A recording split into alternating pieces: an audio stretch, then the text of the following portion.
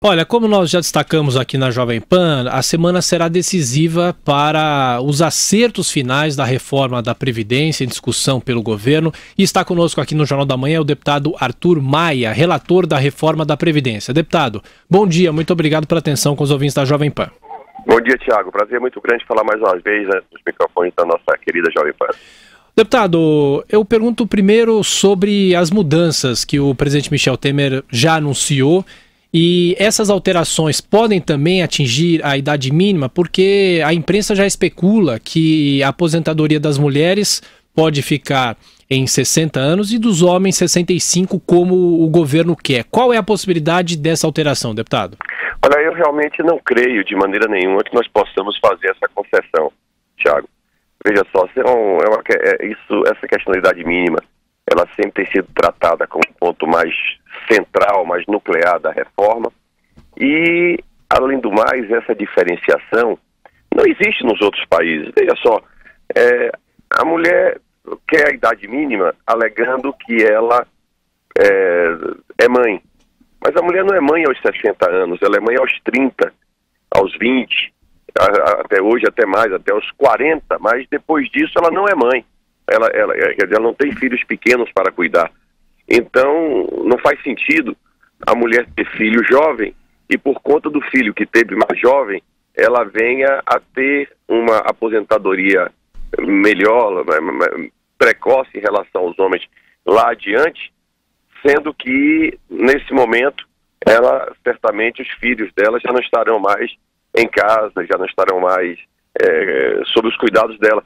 Porque é importante dizer o seguinte: a Previdência Social, ela tem um propósito. O propósito da Previdência Social é pagar as aposentadorias. O que é aposentadoria?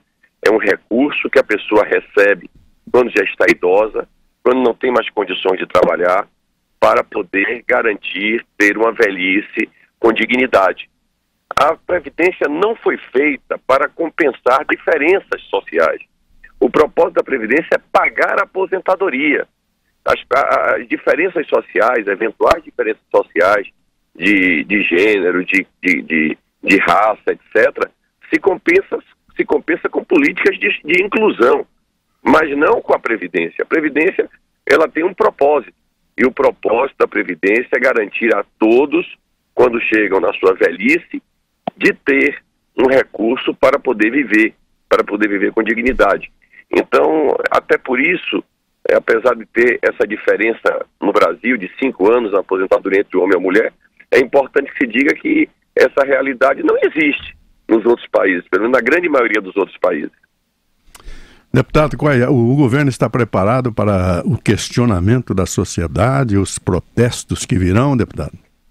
Olha, como tem enfrentado até agora, José Val, o governo tem a clara noção de que está fazendo o melhor. Nunca é demais repetir que, se nós não fizermos essa reforma, a Previdência Social no Brasil simplesmente deixará de existir. E as pessoas sempre acreditam que nós temos a condição, sempre como governo, de colocar um pouco mais, que o governo sempre arranja dinheiro. Mas olha, a situação chegou a uma dificuldade tamanha que hoje no Brasil nós já vemos que isso não é verdade.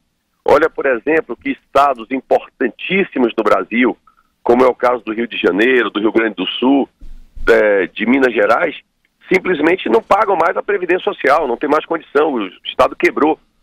Para se ter uma ideia do absurdo que é o gasto previdenciário no Brasil, no ano passado, nós tivemos uma arrecadação no governo federal de 1 trilhão e 250 bilhões de reais. Olha quanto dinheiro, 1 trilhão 250 bilhões de reais. A Previdência Social consumiu nada menos do que 55% disso, mais de 700 bilhões de reais. Os outros 45 que sobraram, nós pagamos toda a educação, saúde, segurança pública, o salário das pessoas que estão na ativa, os juros da dívida externa. Tudo isso foi pago com 45%. E o resto todo foi gasto com a Previdência Social. Então, óbvio que um país não pode viver assim.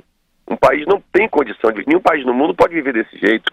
Então, nós estamos, de fato, fazendo uma reformulação para que a Previdência volte a um patamar percentual razoável do PIB, né? Alguma coisa que seja compatível como era no passado.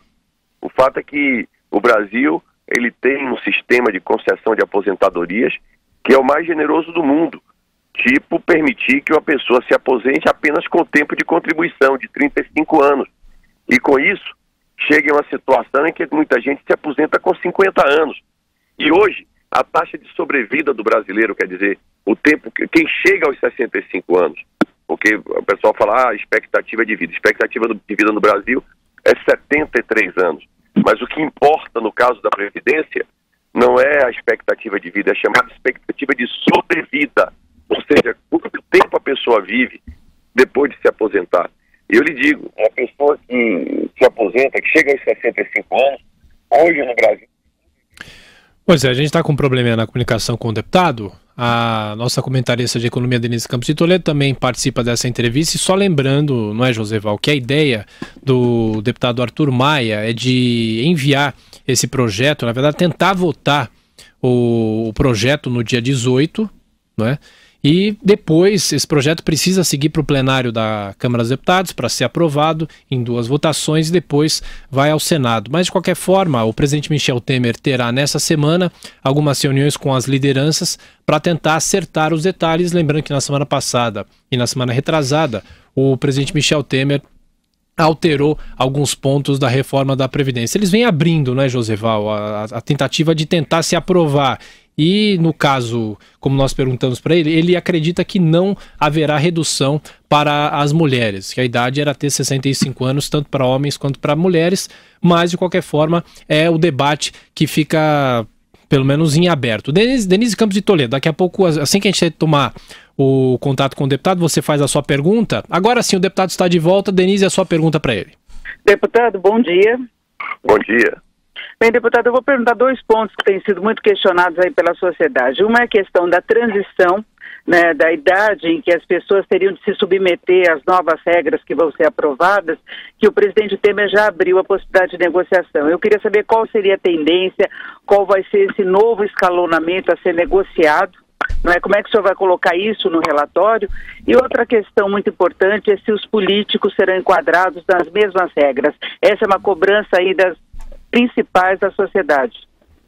Olha, Denise, primeiro agradecer. Toda vez que a pessoa me pergunta sobre a aposentadoria dos políticos, eu faço questão de agradecer a pergunta, porque isso é um dos pontos mais importantes. Primeiro dizer o seguinte, hoje, em 2017, já não existe mais essa aposentadoria de políticos como foi no passado, de uma pessoa se aposentar com 2 salários.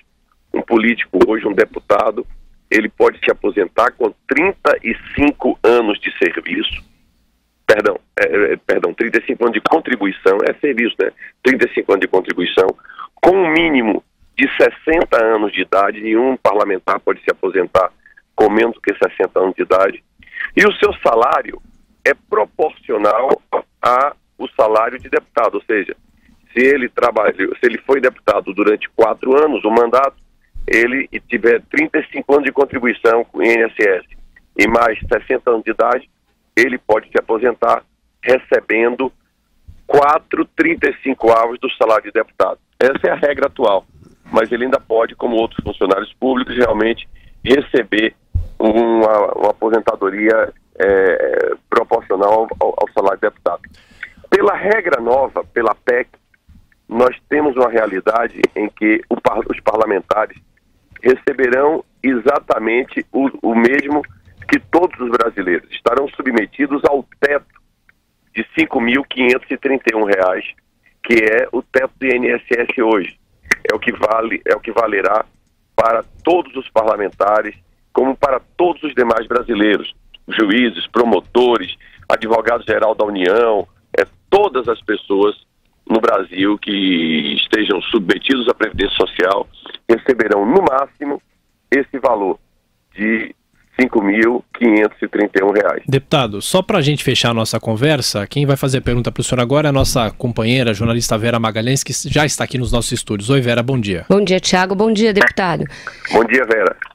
Deputado, na semana passada, quando o presidente Michel Temer acenou com algumas flexibilizações no projeto, ele falou em excluir policiais e professores da idade, da regra geral para a idade mínima. Os militares já estavam excluídos anteriormente. Não é começar a abrir muito puxadinho e muita categoria que se acha merecedora de uma regra especial vai começar a pleitear o mesmo? Olha, Vera, a reivindicação que existe em relação a regras especiais são realmente exclusivamente para professores e para policiais. Isso é por uma questão até histórica. No Brasil, nós sempre tivemos uma situação em que policiais e professores tiveram historicamente uma situação de diferença em relação às outras categorias. É importante, inclusive, também dizer que na maioria dos países existe essa realidade. Os professores e policiais, historicamente, têm direito a uma regra diferenciada pelas características das suas condições. Desculpa interromper o senhor, mas historicamente juízes, promotores, esses todos que o senhor estava falando, parlamentares, também tinham regras diferentes. Entendo que a reforma é para quebrar isso, né? Isso, mas esses não tinham essa realidade nos outros países. Isso aí é um privilégio que se criou no Brasil. Não tenho notícia, pelo que nós estudamos e pesquisamos aqui, de você ter deputados, juízes, etc., com aposentadorias diferentes no direito comparado em outros países. Certo. Agora, em relação a professores e policiais, sim. Agora, uma coisa eu quero deixar claro. Também é verdade que mesmo as aposentadorias especiais de promotores e professores hoje no Brasil ainda reflete um exagero também que não existe nos outros países. Quer dizer, não dá, por exemplo, por mais que você tenha que reconhecer que o professor ele tem uma condição diferenciada, não tem como você admitir que um professor no Brasil possa se aposentar como é hoje, com 38 anos. Né? Um policial se aposentar com 38 anos, uma mulher policial. Não tem uma idade mínima. Então isso certamente será objeto de mudança. Nós não vamos manter as regras como estão absolutamente para ninguém. Nós vamos ter que apertar realmente o cinto, porque a Previdência Social, do jeito que está, vai quebrar. Nós vamos fazer uma mudança e essa mudança vai atingir a todos. Agora, não há de se admitir, por exemplo, que um policial com 65 anos, ele possa estar na rua fazendo um policiamento ostensivo. Da mesma forma, um professor que tem que ficar em pé em sala de aula durante 8 horas por dia. Então, tem realmente que se considerar uma condição especial para essas categorias, mas, de fato, não será nos moldes que existe hoje. Deputado, o senhor falou que a Previdência consome 55% do PIB de 1,250 trilhão do Brasil. Aprovada a nova Previdência, isso cai para quanto? Olha, é uma queda que vai acontecer ao longo do tempo. Não é o fato da gente aprovar a Previdência que ela vai imediatamente ter uma queda, uma diminuição. Agora, obviamente que você acaba com uma série de problemas que são muito sérios e que têm trazido um ônus terrível para a Previdência, como, por exemplo, as pessoas se aposentarem mais cedo. Essa talvez seja, de todos os problemas da Previdência, o mais grave, além dos super salários. Pessoas que recebem 30, 40 mil reais da Previdência Social. A Previdência não foi feita para isso. A Previdência não tem, como você vê assim, um juiz, um promotor se aposenta, recebe um salário de 30, 40 mil reais, às vezes até mais, que levam alguns penduricalhos a mais no salário. Então, isso tem que acabar. Nós não podemos admitir que essa situação persista no Brasil, mas é uma diminuição no longo prazo. Claro que, à medida que não haja um crescimento da Previdência, nós aumentarmos a nossa arrecadação, isso terá um aumento razoável. Deputado Arthur Maia, do PPS da Bahia, relator da reforma da Previdência, muito obrigado pela entrevista aqui ao Jornal da Manhã da Jovem Pan, deputado. Boa semana. Eu é que agradeço. Muito obrigado também a vocês. De fato, esperamos fechar essa semana o texto. Vamos trabalhar aqui, inclusive durante a Páscoa, para fechar esse texto. e até, acho que foi a Denise que me perguntou sobre a questão das regras de transição. É o último ponto que falta. Passamos o fim de semana inteiro aqui em Brasília tentando ver uma regra de transição justa. Inclusive, a nossa equipe é muito composta por pessoas da área do direito. Até adicionamos a nossa equipe de trabalho aqui durante o fim de semana uma pessoa que fosse especialista em matemática para nos ajudar a elaborar uma regra de transição mais justa, e estamos agora na fase final, realmente, na fase final de elaboração desse relatório para que possamos apresentá-lo, como nós já prometemos, A partir dos 40, deputado, o senhor acha? Oi? A partir dos 40 anos seria... Sim, certamente teremos talvez até um pouco mais abaixo. Agora, as regras de transição, elas têm que compatibilizar a questão do tempo de serviço com a idade da pessoa. Então, temos que fazer uma regra de contribuição que contém esses dois elementos. E em momento nenhum traga uma mudança muito abrupta. A regra que foi enviada pelo governo, ela faz um corte em 50 anos. Então, existe uma simulação, por exemplo, de alguém que começa a trabalhar com 16 anos e se tivesse 50 anos no dia da PEC, precisaria mais de 1 ano e meio para... Eu estou falando de pessoas que trabalharam, contribuíram ao mesmo tempo, só que um tem 49, o outro tem 50. Então você teria uma realidade em que um trabalharia mais 1 ano e meio, pela regra, e o outro trabalharia 16 anos. Então isso não pode acontecer. Daí nós resolvemos fazer uma reformulação, uma mudança, e estamos trabalhando duramente nessa formulação, mas esse fim de semana ficou praticamente pronto. Ok. Obrigado, deputado. Até a próxima. Eu é que agradeço a vocês da Jovem Pan. Até a próxima oportunidade. Muito obrigado.